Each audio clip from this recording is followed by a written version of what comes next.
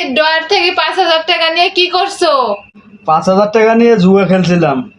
একটা দিমু জুয়া খেলা মুখ দিয়ে কি সুন্দর কথা কয়, আমার মান সম্মান সব শেষ করে দিল। এ শোনো, 5,000-এ 50,000 হয়েছে। ওয়াল্লা কি কও, 5,000-এ 50,000 টাকা হইছে। ভবিষ্যতে আগায় গেলে এরকম রিস্ক নিতে হয়।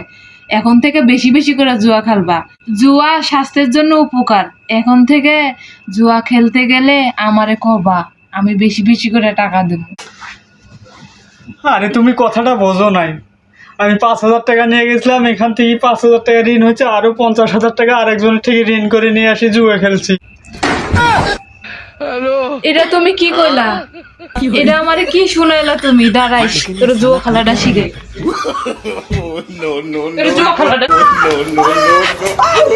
জুয়া খেলবো না গো, হচ্ছে গো, আর জুয়া খেলা যাবে না।